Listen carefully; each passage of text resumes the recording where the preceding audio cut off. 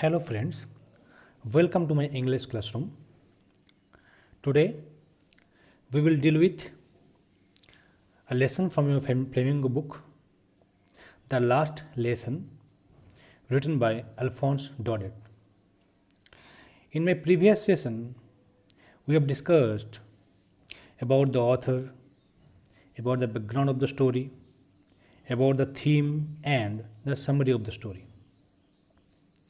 So as we have discussed earlier, the last lesson is all about the linguistic chauvinism. That is, the idea of thinking that one's language is superior to that of others. It's also about the idea of respecting or valuing one's language, one's mother tongue. And it's also about the realization that one should not procrastinate to learn his or her mother tongue. So, here in this story, the story is set in a school of Alsace, as you know, and now we will come to the story. When today, you can say, from tomorrow, in the school of Alsace, all the schools of Alsace and Lorraine, French language is going to be stopped, is going to be banned, and will be replaced by the German language. So, this is the last day of learning French language in the school. That's why the chapter's name is The Last Lesson. So, let's come to the story. First, we will go to the characters. Characters. So, what are the major characters in the story? Number one, French, the narrator. Yes, the school-going boy, French, who is the narrator of the story, is one of the major characters. And another character is M. Hamel, the French teacher. So, M. Hamel means Mr. Hamel, and in French, you can call it Monsieur Hamel, because Mr. is called Monsieur in French. So, they are the major characters in the story. Then the minor characters are Vector, the blacksmith, Hauser, the former mayor, the former postmasters, and other villagers. So, these are the minor characters. So, now let's come to the text.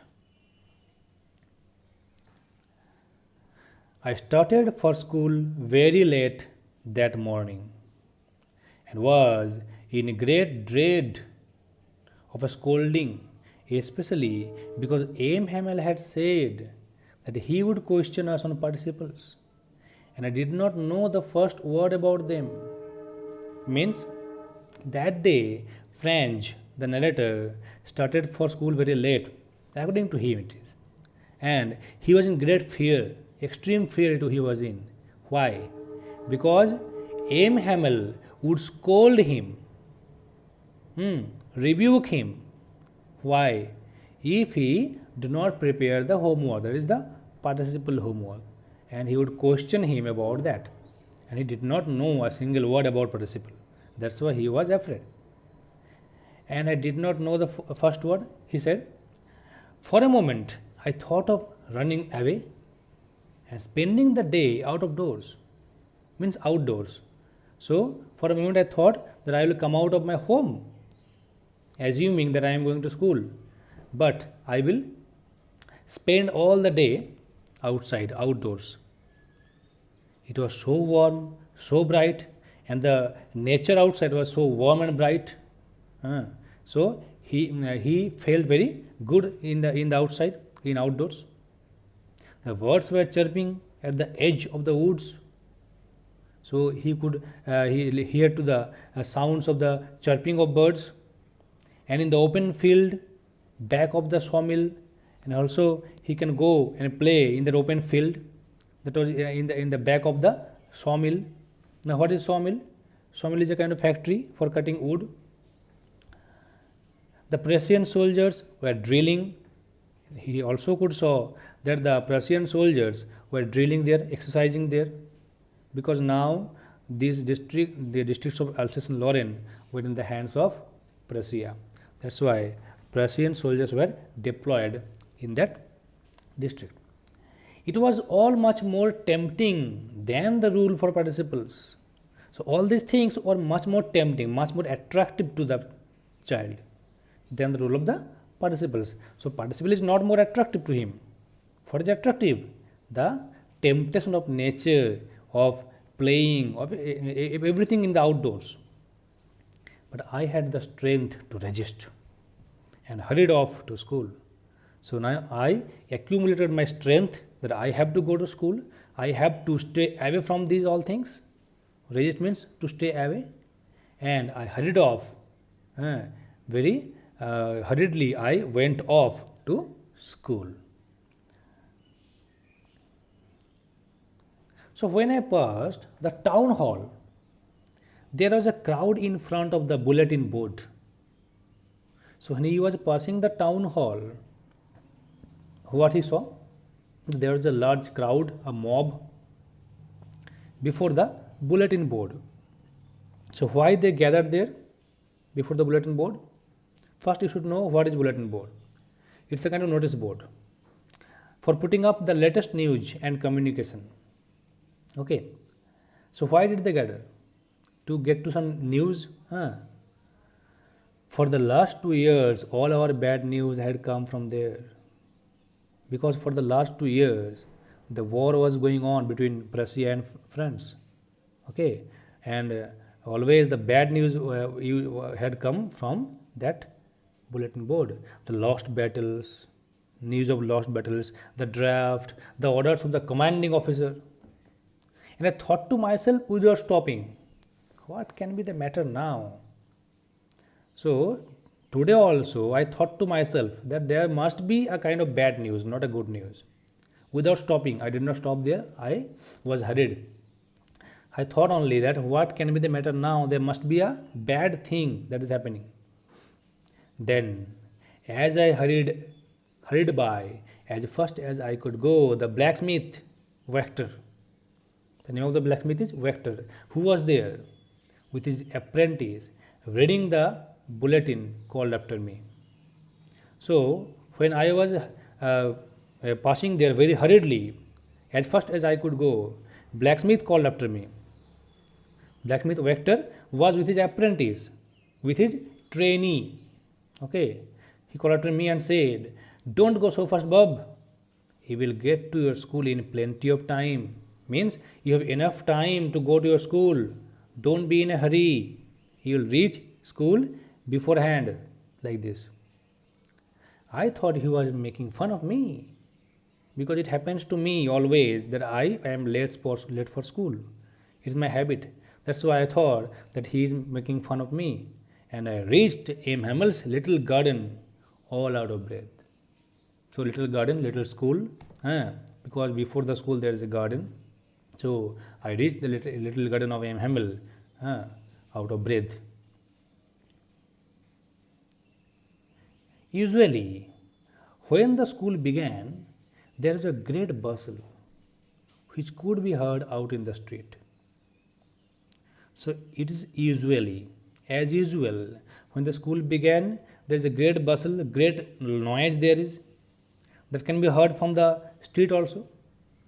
The opening and closing of desks by the children, the lessons repeated in unison, repeated together, okay, like in a chorus, very loud, with our hands over our ears to understand better. So as we also did in our primary schools, in elementary schools, to learn to by heart something, we put hands over the ear. Same thing is happening here. So they put their hands over their ears to understand the lesson better, to cancel the noise of others. And the teacher's great ruler rapping on the table, and you can say occasionally the teacher is moving up and down the classroom and rapping the ruler on the table. Ruler means the stick. So he is striking the stick on the table. But now it was all so still, all so silent. Today it is silent. How strange it is. I had counted on the commotion to get to my desk without being seen. For me, it is a kind of a great difficulty to get to the classroom without being seen, because today this is a silent classroom. But I had counted on the commotion. I knew that there will be a commotion, there will be a kind of noise and confusion. That's why I relied upon this commotion to get to my desk without being seen by M. Hamel, so that M. Hamel would not be able to see me. But of course, that day everything had to be as quiet as Sunday morning. So this is a kind of strange day, a queer day for French, that it is a kind of quiet day, like Sunday morning. Through the window, I saw my classmates.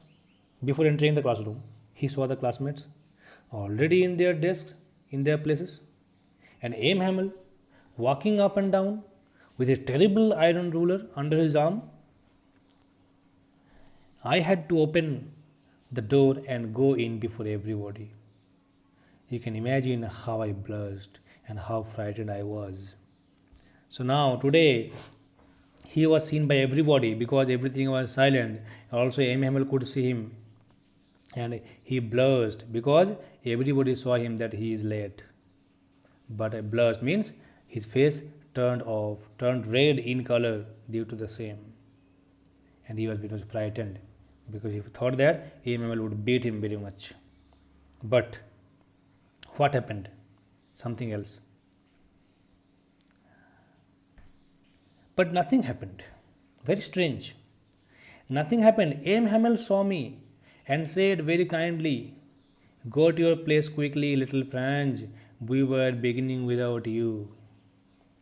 Very kindly he said, unlike other days, the Franz, go to your place as quick as possible because we were starting without you. You were late. So for being late, he did not rebuke.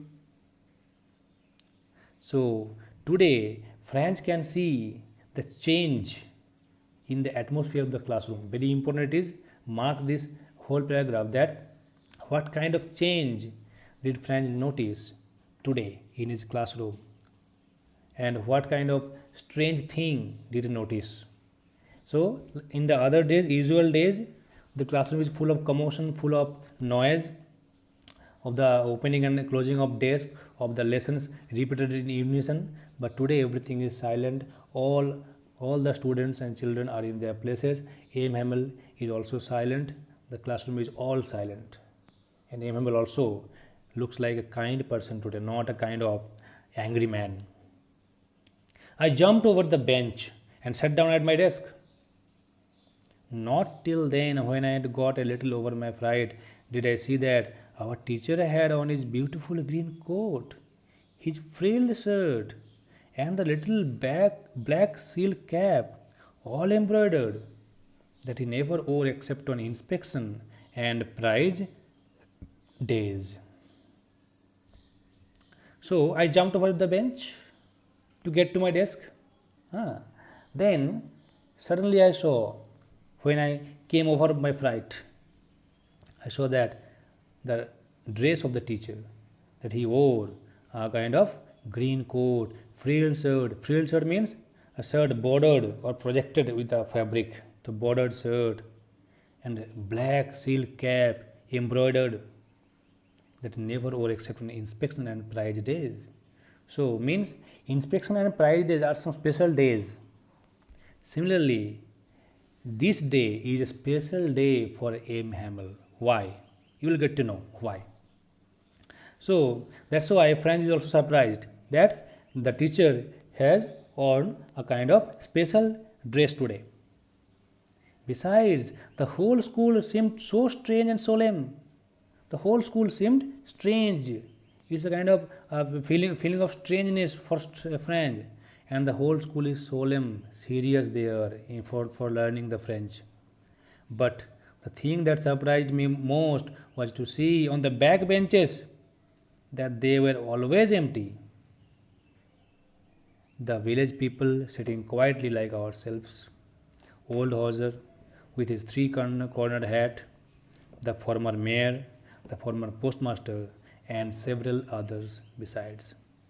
So, the most surprising thing for Franz was the backbenchers, because he knew that backbenches were always empty. But today, there are some backbenchers. Who are they? They are the villagers. The old Hauser. So, Hauser is the name of the person. Old Hauser with his three-cornered hat. So, he wore a kind of three-cornered hat. And the former mayor, the previous mayor of the city might be, the former postmaster, and several others.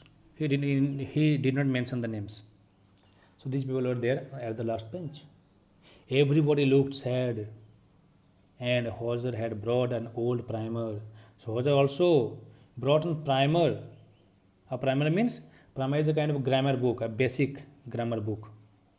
Old primer, it's very old, and that is thumbed at the edges. Thumbed means torn and damaged. At the edges of the page of the book were damaged.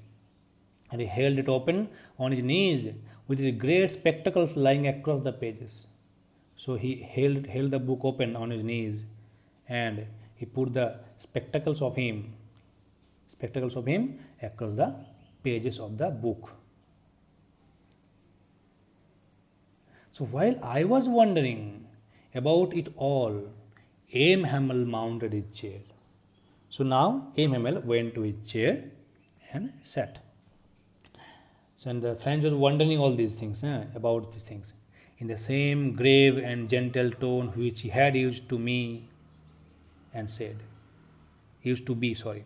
So in the same serious tone which he had used to be, today also he said, "My children, this is the last lesson I shall give you. The order has come from Berlin to teach only German in the schools of Alsace and Lorraine. The new master comes tomorrow. This is your last French lesson. I want you to be very attentive." So underline this whole sentence, the whole speech of Aim Hamel, that he addressed the children, that this is the last lesson for them, because from Berlin the order has come. Only from the next day German will be taught and not French, and the new master of German will come tomorrow. That's why today is the last day of French lesson. So that's why I want you to be very attentive. What a thunderclap these words were to me. Underline, very important line. So these words are like a thunder to French. Thunderclap means very startling, very much unexpected, and very much surprising, astonishing, you can say. So all these words are very much astonishing and surprising and startling to me, because today is the last day of my French lesson. Franz thought. So what can I do? I did not learn French properly, he thought. Oh, the wretches! That was what they had put up at the town hall. So this is the wretch, means the unfortunate happening. That was what they had put up at the town hall. So before the town hall, in the bulletin board, what was put up? This news was put up. My last French lesson. Why? I hardly knew how to write. I should never learn any more. I must stop there then. Oh, how sorry I was for not learning my lessons, forsaking birds' eggs or going sliding on the Saar. So now Franz is realizing that how much irresponsible he was to delay his learning of French. Okay? Because this is due to the procrastination only. What is procrastination? To delay something to be, I can say, to be done in future. Same thing is happening here. So Franz also delayed his learning to be done in future. Yes, one day I will do. So now he realizes that I hardly knew how to write, because he did not know how to write in French, and he will never be able to learn anymore, because he must stop there. This is the last day. And why he did not know? Because he always busy in seeking birds' eggs, in going sliding on the Saar. Saar is a name of river passing through France. So My books, that had seemed such a nuisance a while ago, so heavy to carry. My grammar and my history of the saints were old friends now that I could not give up. And Aim Hamel too? The idea that he was going away, that I should never see him again, made me forget all about his ruler and how cranky he was. Now look at the expression of French, feeling of French, that when he got to know that this is the last day of his French lesson, so everything about everything seemed to him very much very good or very you can say very lovely or everything, because now he realized the value of his mother tongue. Now he realized the value of Aim Hamel, why he was cranky, why he was angry, because the French did not do the homework, he did not learn French properly. So all these things, even the books which were nuisance for him, trouble for him a while ago, now all the books, the grammar, the history, everything were old friends now for French, and he could not leave that thing. And also, he could not accept the idea of Aim Hammel's leaving their district, their school, and he forgot the ruler of Aim Hamel and the angry nature of Aim Hamel now. Poor man. It was in honor of this last lesson that he had put on his fine Sunday clothes. And now I understood why the old men of the village were sitting there in the back of the room. So now everything is clear to French. That why the French teacher Aim Hamel put on the Sunday clothes, why the villagers came and sat in the last benches, everything was clear to him. It was because they were sorry too that they had not gone to school more. So the villagers came why? Because they were very much sorry. They felt sorry for not going to school more. It was their way of thanking our master for his 40 years of faithful service and of showing their respect for the country that was theirs no more. So it was their way to pay thank, or to pay, you can say, respect and tribute to the master as well as the language, to the master who served the school for 40 years, faithful service he has given. And because from the next day, the country, that you can say, everything will be in the hands of Prussia. That's why. So while I was thinking of all this, I heard my name called suddenly. Means Hamel called my name. It was my turn to recite. What would I not? What would I not have given to be able to say that dreadful rule for the participle all through, very loud and clear, and without one mistake. So, means for me, it is my turn to recite, but for me, I could not be able to say that dreadful rule for the participle all through, because I did not learn the rules. And very loud and clear, I could not pronounce anything loud and clear and without any mistake. So means I did everything I thought that I will do everything in a mistake. I will not be able to pronounce loud and clear.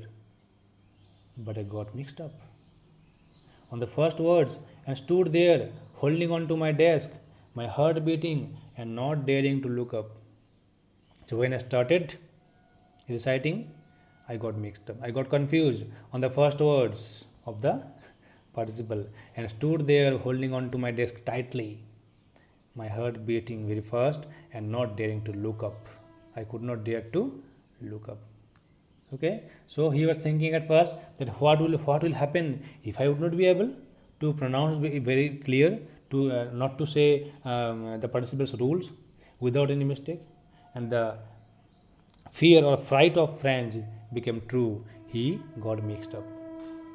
I heard Aim Hamel to say to me, I won't scold you, little French. You must feel bad enough. See how it is. Every day we have said to ourselves, Bah, I have plenty of time. I will learn it tomorrow. And how? Now you see where we have come out. Means MML is here not scolding or not blaming French for not learning the lesson. It is the nature or tendency of human beings to delay in everything. It is the tendency of procrastination that yes, I have plenty of time, I can do it tomorrow. And now you see where we have come out, what result we have got. You see, that's the great trouble with Alsace. So means not Alsace, the people of Alsace. See, puts off learning till tomorrow. So all the people of Alsace puts off learning, postponed learning till tomorrow. Yes, we'll do it tomorrow, they say.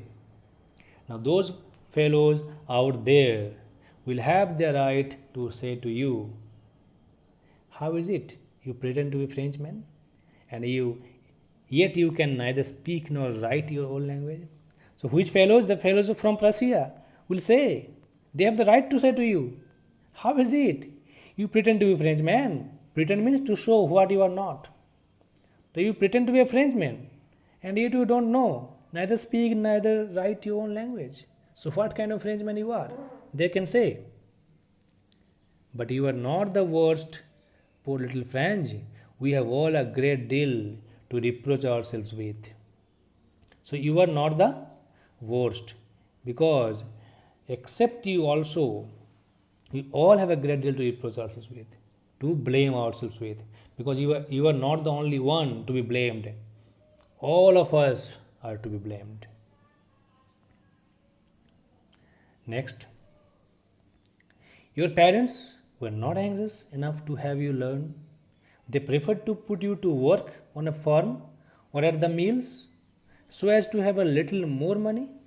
So, what did your parents do? They were anxious only about your earning, not about your learning. That's why they preferred to put you to work in a farm or in a mill to have some more money. I have been to blame also. Have I not often sent you to water my flowers instead of learning your lessons?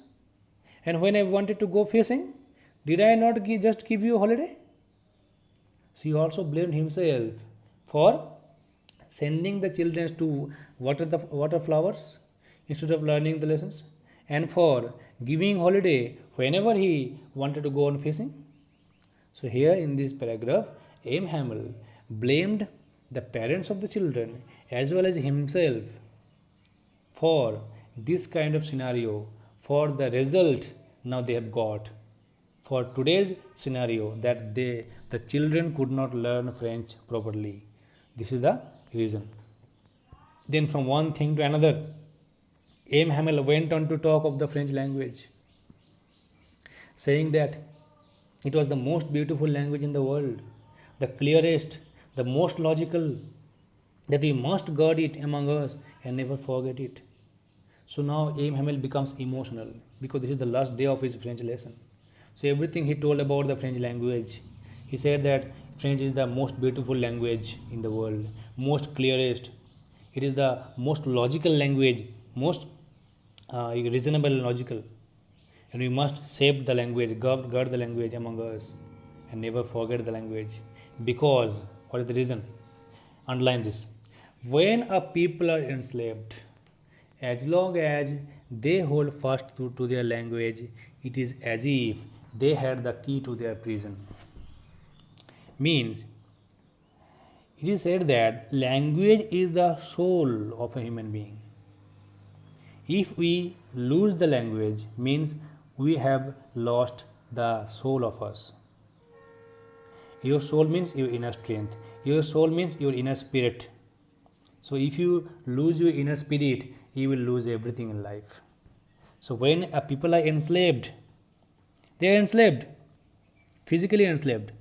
As long as they hold fast to their language, as long as they hold tight to the language, means they have a good command in the language, a great command in the language. It is as if they had the key to their prison. So as if it is as if that they had, if they are put to the prison behind the bars, it is as if the language is the key to the prison. So language can free them from that prison. because language is considered to be the soul of human being. Language has the power, the inner strength that can make you free. If you can speak in your mother tongue, you can free yourself. You can motivate your people. That's why it is said that the language can free yourself from the prison. Then he opened a grammar and read us our lesson. I was amazed to see how well I understood it. So today everything was very good for me. Everything I understood very clearly because today I paid proper attention. All he said seemed so easy, so easy. I think too that I had never listened so carefully and that he had never explained everything with so much patience. So both of them are now realizing the value of the language. That's why both of them are paying attention. So Franz is paying attention in learning and also M. Hamel is paying attention in teaching. That's why they have the patience to learn and teach. It seemed almost as if the poor man wanted to give us all he knew before going away. Today is the last day. That's why this poor man, M. Hamel, as if it seemed to the narrator or Franz that he wanted to give everything he knew about French and put it all into our heads at one stroke, at one go. Okay, at once. He wanted to put everything in our head that to make us learn. So this is the kind of bonding of language. After the grammar, we had a lesson in writing. That day M. Hamel had new copies for us. He had brought new copies for us, written in a beautiful round hand. What is written there? France, Alsace. France, Alsace.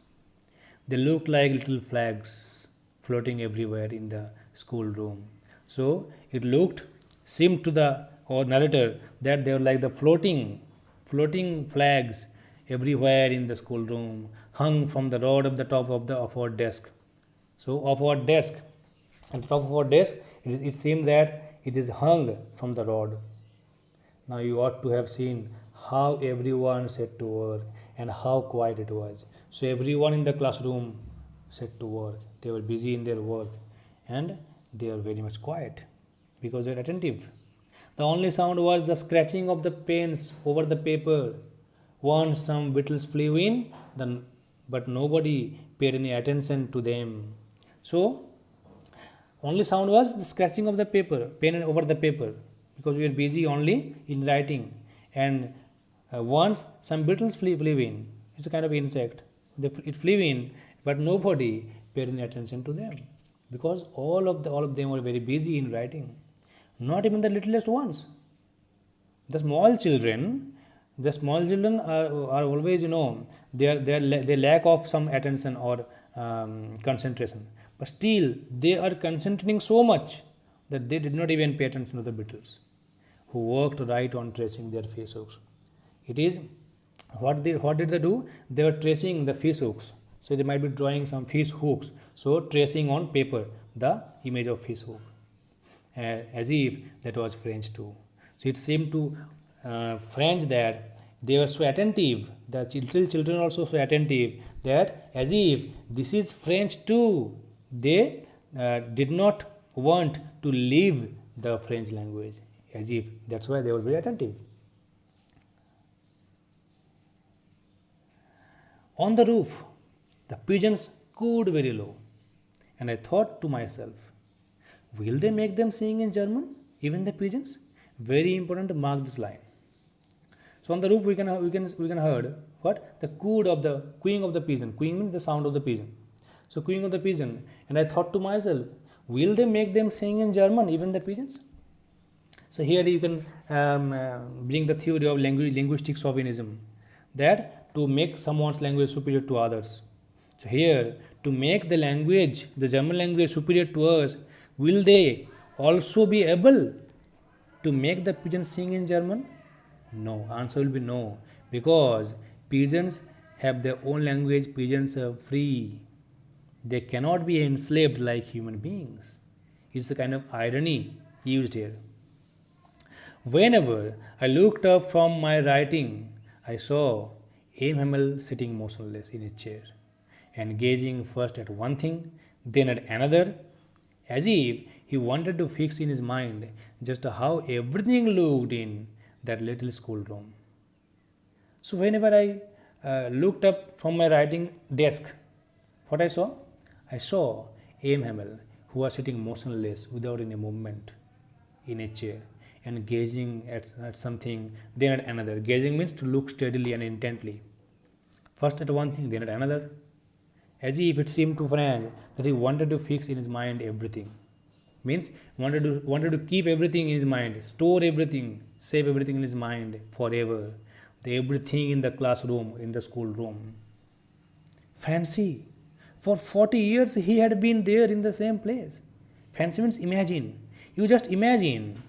The readers are told here, okay, by the narrator, that you imagine that 40 years he served here. He had been there in the same place, with his garden outside the window and his class in front of him, just like that. So, how can he be able to leave this place at once, at one go? It's very much a hard task for him.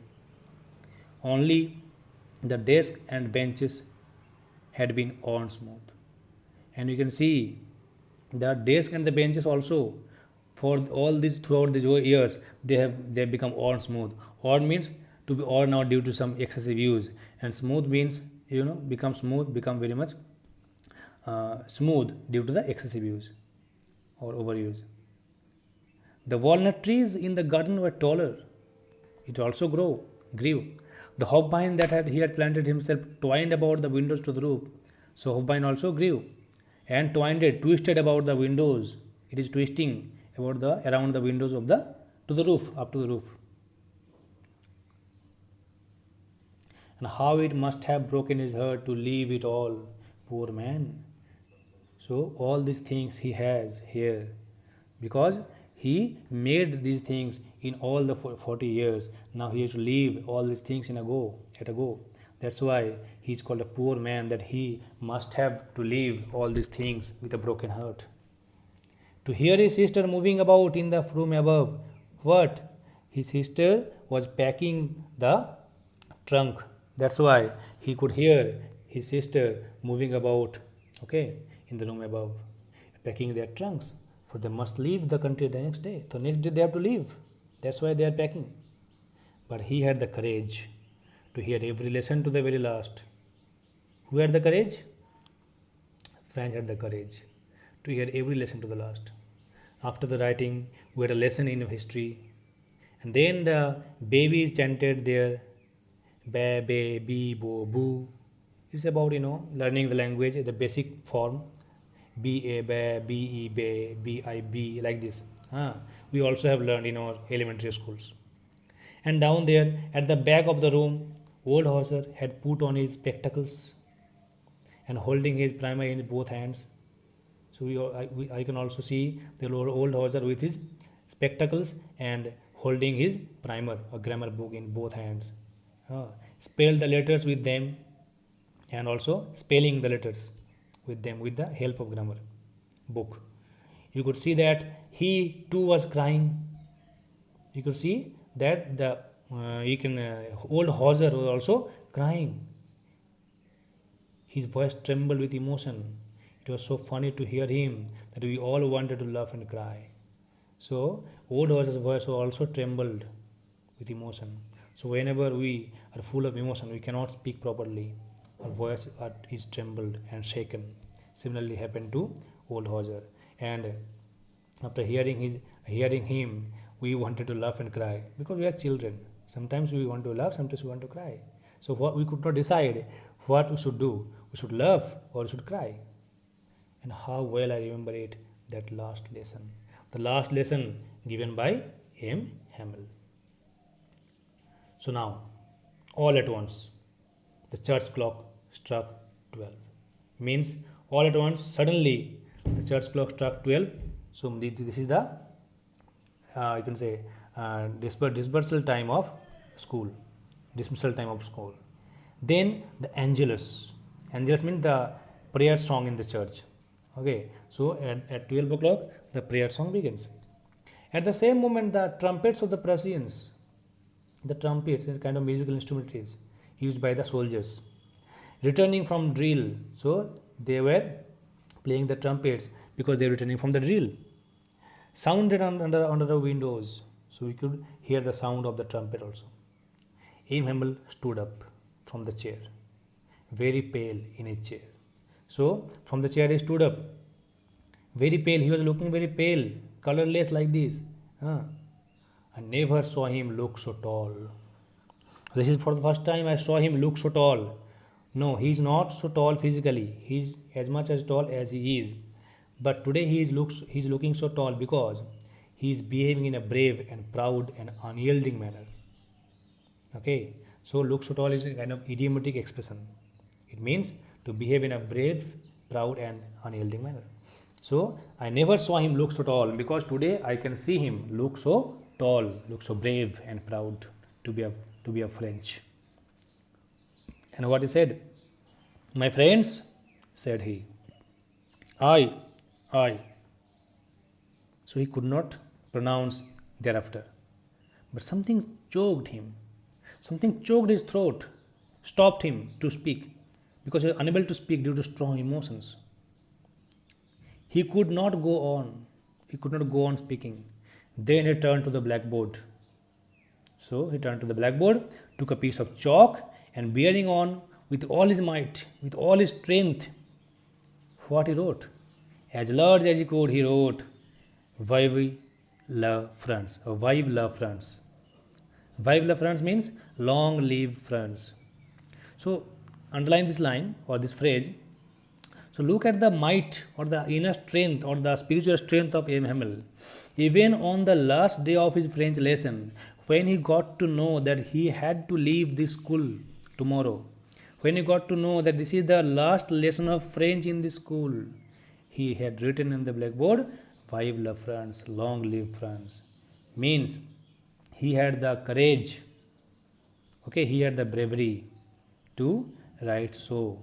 He is proud to be a French man. Today he realized that how much he is proud of his country. Similarly, all the people should be proud of their own country and proud of their own mother tongue. They should never leave their mother tongue at the cost of anything.